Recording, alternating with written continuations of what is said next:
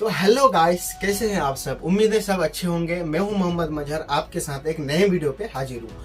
आज का जो टॉपिक है, आज का टॉपिक एक वेंटिलेटर पे बात करना है। वेंटिलेटर जो है वो आप सबको पता होगा कि वेंटिलेटर क्या होता है। एक्चुअली में वो हॉस्पिटल के आईसीयू में अवेलेबल होता है या फिर एम्बुलेंस लाइन में कार्डियक एम्बुलेंस जो होता है, जो कि हमारे पास है। अभी फिलहाल आप इसी वीडियो पे देखेंगे कि वेंटिलेटर होता क्या है।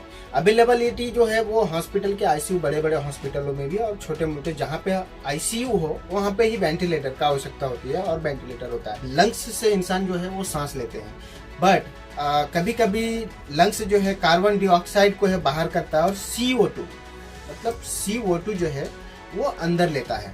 अब अंदर लेते टाइम क्या करता है, लंग्स का उसमें सबसे बॉडी के अंदर सबसे जो मेन पार्ट है, ऑर्गन्स है, वो एक लंग्स है जो ये सांस ब्रीथिंग, सांस अंदर लेना या बाहर छोड़ने में सबसे ज्यादा उसी का काम होता है और वही होता है मेन। अब इसमें क्या होता है, कई बार पेशेंट जो है वो अनकॉन्शियस हो जाता है इतना कि वो बेचारे सांस भी नहीं ले पाता। उसको इतना तकलीफ हो जाता है कि अंदर कैसे सांस लेना है, कैसे छोड़ना है, ये सब कुछ भी वो कर नहीं पाता। तो उस टाइम क्या करते हैं, डॉक्टर्स उसे वेंटिलेटर पे डाल देते हैं।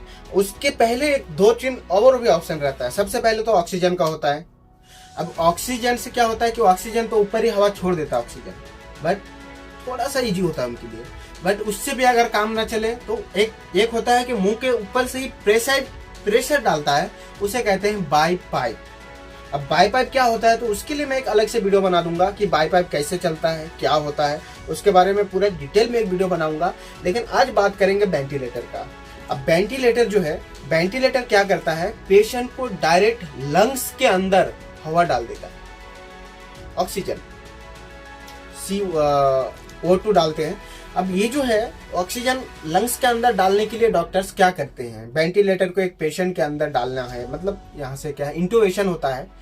यहाँ से कभी कभी तो क्या होता है कि यहाँ से कटिंग करके होता है, एक है ये मुंह से डायरेक्ट ट्यूब डाला जाता है। अब वो ट्यूब क्या होता है, इंट्यूबेशन करके डालना पड़ता है, थोड़ा रिस्की काम होता है वो भी। तो वो डॉक्टर्स क्या है, हॉस्पिटल में इजीली हो जाता है, कार्डियक एम्बुलेंस में भी होता है, बट एम्बुलेंस में ज़्यादातर कोशिश यही रहता है कि हॉस्पिटल पहुंचा दे जल्द से जल्द और हॉस्पिटल में ये चीज़ हो, क्योंकि एम्बुलेंस में गाड़ी हिलते रहता है और वो चीज़ करते समय अगर थोड़ा भी हिल गया डॉक्टर के हाथ या कुछ भी, तो बहुत बड़ा बात हो सकता है। उसमें क्या, पेशेंट बहुत, तो अगर पाइप इधर उधर चला गया तो उसमें जान जाने का भी खतरा बने रहता है। अब इसमें क्या होगा कि वेंटिलेटर जो है वो डायरेक्ट ट्यूब के जरिए डायरेक्ट लंग्स तक ऑक्सीजन पहुंचाता है। इससे क्या होता है, पेशेंट को ऊपर से वो चले या ना चले, लेकिन उसका लंग्स अगर काम कर रहा हो, ऑब्वियसली अगर कोई जिंदा है, और जिंदे इंसान पे ही वेंटिलेटर काम करता है। तो ये बता दूं, नहीं तो क्या, अभी आप लोगों ने कई बार न्यूज में या कई बार ऐसे वीडियोस देखे होंगे बहुत सारे कि वेंटिलेटर में पेशेंट रहता है, वो आप मरा हुआ इंसान को भी जिंदा रखने का दिखाते हैं डॉक्टर लोग, और बाकी सारे हॉस्पिटल ऐसे ऐसे बिल बना देते हैं। लेकिन एक्चुअली में रियल जो है, वो इंसान अगर जिंदा होगा तो वेंटिलेटर काम करेगा, ये भी एक रियलिटी है। अगर वो मृत्यु हो जाए तो वेंटिलेटर उस पर काम भी नहीं करेगा और वेंटिलेटर में सैचुरेशन भी शो नहीं होगा, क्योंकि वेंटिलेटर भी डिटेक्ट करता है कि अंदर वाकई में उसका जो ऑर्गन्स है वो काम कर रहा है या नहीं कर रहा है। उस वेंटिलेटर बनाया गया है तो मतलब ऐसे नहीं कि उसे बना देगा, उसको बहुत एडवांस लेवल पे बनाया जाता है। अब वेंटिलेटर का कई सारे कैटेगरी हो गया।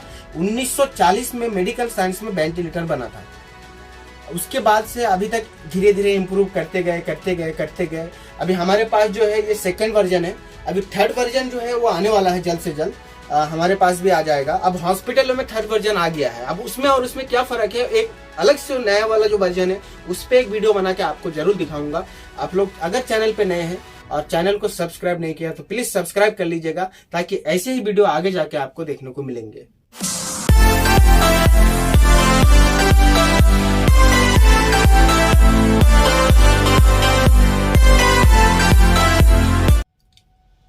तो आप लोगों को दिखा देता हूं कि हमारे पास जो वेंटिलेटर है वो कौन सा है। हमारे पास है वेंटी गणराज का। If you want to use if this the boils block both the inlet part with the ब्लैकर्स।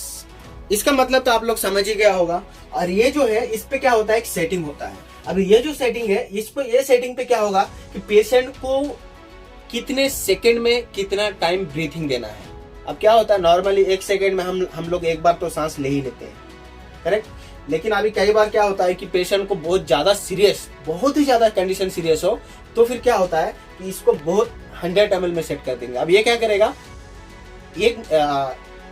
एक सेकेंड के अंदर 3 बार ब्रीथिंग दे देगा, 3 बार सांस देने का बराबर हो जाएगा। 1 सेकेंड के अंदर 3 बार सांस दे देगा ये वेंटिलेटर। अब इसमें क्या, ये तो सेटिंग होते हैं नॉर्मली। अब उसमें आपको कितना प्रेशर देना है, कितना क्या देना है, इस पे यहाँ पे प्रेशर का सेटिंग होता है। यहाँ पे प्रेशर सेटिंग है, यहाँ पे प्रेशर आउट सेटिंग है कि उसको अगर वो सांस छोड़ भी नहीं पाता है तो सांस खींचा भी कैसे जाएगा, तो ये सब होता है। अब यहाँ पे कैसा है कि यहाँ पे उसको पावर होता है कि वेंटिलेटर कितना टाइम के लिए कैसा सेटिंग करना है, वो सब यहाँ पे सेटिंग होता है। अब नॉर्मली मैं आपको ये वेंटिलेटर थोड़ा सा, अब ये जो ये पाइप है, आप सोच रहे होंगे ये पाइप क्या है, तो यहाँ से है ना, इसके नीचे एक सिलेंडर होता है, आपने मेरा वीडियो में देखा भी होगा। इसके एम्बुलेंस के नीचे साइड में एक बड़ा सा ऑक्सीजन सिलेंडर होता है, और यहाँ से क्या होता है, ऑक्सीजन सप्लाई आता है। अब यहाँ से ऑक्सीजन सप्लाई आएगा वेंटिलेटर में, यहाँ से वेंटिलेटर के ट्यूब से जाएगा अंदर, और वेंटिलेटर अपना ही एक एयर क्रिएट करेगा, और इस ऑक्सीजन को इस पाइप के जरिए डायरेक्ट पेशेंट के अंदर से जो पाइप कनेक्टेड है वही ट्यूब में ये वाला ट्यूब जो है वो उनका कनेक्शन मिल जाता है, उसके साथ वो फिट हो जाएगा। उसके बाद ये क्या करेगा, डायरेक्ट पेशेंट के लंग्स में ऑक्सीजन सप्लाई करेगा। अब ये चालू करके मैं दिखा देता हूँ आपको, ताकि आपको भी थोड़ा समझ में आ जाए कि इसके अंदर हवा कैसे आता है और विद ऑक्सीजन के साथ।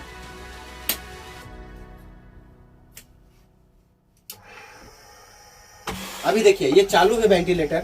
अभी यहाँ पे सेटअप जो है वो डॉक्टर करते हैं अपने हिसाब से, पेशेंट को कितना जरूरत है और पेशेंट कितना सीरियस है उस हिसाब से। पर ये जो है अभी एक नॉर्मल सेटिंग पे है, शायद इससे पहले जो पेशेंट था वो यही सेटिंग पे चल रहा था। तो अभी इस पे क्या करेंगे कि आप देखिए यहाँ से कैसे एयर आ रहा है, ये देखिए, ये जो है ना, ये देख रहे हैं आप देख रहे हैं, ये जो है ना, ये डायरेक्ट पेशेंट के लंग्स पे पहुंचा देता है। तो इससे क्या होता है कि ऊपर से कितना भी बीमार हो, कुछ भी हो, लेकिन पेशेंट का लंग्स अगर काम कर रहा हो तो लंग्स में ऑक्सीजन पहुंचाने के काम ये वेंटिलेटर कर देता है। अब मैं बंद कर देता हूं इसे, क्योंकि अब आप लोगों ने तो वेंटिलेटर का जो सिस्टम है वो तो देख ही लिया होगा। अब बात करेंगे कि वेंटिलेटर जो है वो तो सिर्फ ऑक्सीजन देने के काम करता है, बट पेशेंट को सिर्फ वही चीज से पेशेंट जीवित या फिर बहुत ज्यादा सीरियस हो जाता है। कई बार पेशेंट को हर चीज का जरूरत पड़ जाता है। अब क्या है कि उसको कोई लिक्विड देना है, अब उसको एक ही बार में कोई लिक्विड तो दे नहीं सकते, तो उसके लिए होता है सिरिंज पंप। लिक्विड मतलब कैसे कि अगर किसी पेशेंट को आप 1 घंटे में लिक्विड दोगे तो ये जो मशीन है 1 घंटे में 10 ml, 20 ml, 100 ml कितना देना है 1 घंटे में, उतना ही पेशेंट के अंदर ये मशीन जो है इंजेक्ट कर देता है। अब इंजेक्ट करने का वो इसका यही टाइमिंग मशीन होता है कि ये उतना ही टाइम में आप जितने लेवल पे आप सेट करोगे तो उतने ही टाइम पे उतना ही ml पेशेंट के अंदर इंजेक्ट करेगा ये मशीन। अब सब कुछ तो डॉक्टर्स कैसे पता करते हैं कि पेशेंट जीवित है या फिर कितना वो जीवित है या फिर उसका सैचुरेशन डाउन हो रहा है। अब ये सब चीजें जो पता करने के लिए सबसे महत्वपूर्ण और सबसे जरूरत मशीन होता है मॉनिटर। अभी हमारे पास जो है इंस्टा प्रो का है मॉनिटर। अब इसमें क्या क्या शो होगा वो मैं आपको बता दूं। इसमें शो होगा कि पेशेंट का सैचुरेशन, अब मैं इसको थोड़ा सा ऑन करके दिखाना चाहूंगा आप लोगों को। इसमें क्या होगा कि पेशेंट का सैचुरेशन दिखेगा। सैचुरेशन में क्या क्या दिखेगा, SpO2 लेवल, पेशेंट को कितना सांस मिल रहा है कितने टाइम में और उसको सही से मिल रहा है या नहीं मिल रहा है, और इसका बीपी दिखेगा और ECG लीड होगा, हार्ट कितना बार हार्ट रेट दिखाएगा, पल्स रेट दिखाएगा और SpO2 लेवल दिखाएगा। ये सब चीजें जो है ये मॉनिटर पे ही। अब देखिए ये मशीन जो है चालू हो रहा है। अब इसका ये जो फिंगर कैप है, अब फिंगर कैप में लगाऊंगा तो आपको दिखेगा कि ये मेरा खुद का सैचुरेशन में चेक कर लेता हूँ। अभी आप लोगों के सामने ही चेक कर लूंगा। तो अभी देखिए खुद का अभी मैं सैचुरेशन चेक करूंगा। ये देखिए ये जो है ये क्या होगा, इससे ये मैं लगाऊंगा तो यहाँ पे मेरा जो है ना वो दिखना चालू हो जाएगा। अभी देखना आप, अभी मैंने लगाया, ये देखिए अभी मेरा जो है SpO2 लेवल 99% है। ठीक है, 100 से 90 होना चाहिए नॉर्मली। अभी ये थोड़ा सा कम ज़्यादा होता है, मतलब सांस लेने में और बोलने में कभी कभी 5-2-3%, तो उससे कुछ फर्क नहीं पड़ता। बट ये 80 से या फिर 85 से नीचे बिल्कुल ही नहीं आना चाहिए, नहीं तो फिर उससे फिर समझ लीजिए कि आपको ब्रीथिंग प्रॉब्लम चालू हो जाता है। अभी ये जो है ये पल्स रेट है। अभी ये 95-98 के आसपास मेरा पल्स रेट जो है वो धड़क रहा है। अभी इसमें क्या होगा, अगर मैं ये वाला वायर अगर मेरे चेस्ट पे चिपका दूंगा तो मेरा ये हार्ट रेट भी बताना चालू कर देगा। और बीपी के लिए अगर ये वाला जो है, ये वाला पाइप के साथ एक कनेक्शन रहता है, वो अभी हम लोग साइड में रखते हैं, वो जब पेशेंट को जरूरत पड़ती है तभी लगाते हैं। तो वो जो पल्स, वो जब लगाऊंगा यहाँ पे तो बीपी का भी दिखा देगा यहाँ पे नीचे। ये देखिए ईसीजी आएगा और PS1 आएगा। उसके बाद टेम्परेचर भी शो हो जाएगा। अगर आप ईसीजी रेट लगाओगे तो उसमें टेम्परेचर भी आ जाएगा। अब इसमें क्या है, एडल्ट पेशेंट है या फिर पेशेंट बहुत ज़्यादा एज के हिसाब से यहाँ पे सेटिंग भी रहता है इसमें मॉनिटर का। अब इसमें देखिए यहाँ पे सब कुछ मिलेगा आपको। अब यहाँ पे मिलेगा आप record, review, freeze, auto measure और NIBP। NIBP वही जो बीपी का मेजरमेंट चेक होता है, जिससे बीपी चेक होता है, वही होता है। अब जो है मैं अलग अलग और भी बहुत सारी चीजें, अब ये भी एक सक्शन है, बाईपाइप मशीन है, डिफिब्रिलेटर है, तो इतना कुछ अगर एक ही वीडियो में बताऊंगा तो वीडियो जो है वो बहुत बड़ा हो सकता है। तो इसके लिए आपको एक और वीडियो पे मैं उन सब चीज़ों को रिव्यू करूंगा। तो अगर आप लोग चैनल पे नए हो और चैनल को अभी तक सब्सक्राइब नहीं किया है तो प्लीज़ चैनल को सब्सक्राइब कर लीजिएगा। आगे ऐसे ही वीडियो और मेरे चैनल पे आते रहेंगे। और आपको कोविड हो या ओमिक्रॉन हो, हमारा एम्बुलेंस से, जैसे कि आप सबको पता है कि मैं एम्बुलेंस चलाता हूँ, तो एम्बुलेंस के बारे में हमारे पास कौन से तरीका का पेशेंट आता है, कैसे पेशेंट आता है, अलग अलग हॉस्पिटल में हमें जाना रहता है। और हॉस्पिटल के आप ऐसे, अगर आप हॉस्पिटल पे जाते हो आपको क्या चीज़ों का सामना करना पड़ सकता है और क्या आप करोगे ताकि पेशेंट जल्दी से एडमिशन हो जाए, और क्या क्या करोगे आप ताकि डिस्चार्ज भी हो जाए, इन सब चीज़ों के बारे में नॉलेजेबल वीडियो बनाते रहूँगा मैं। अगर आप लोगों ने चैनल को सब्सक्राइब नहीं किया तो प्लीज़ सब्सक्राइब कर लीजिएगा और बेल आइकन को दबा दीजिएगा ताकि मैं जो भी वीडियो अपलोड करूँ आप लोगों तक नोटिफिकेशन पहुँचते रहे। वीडियो में बने रहने के लिए बहुत बहुत शुक्रिया।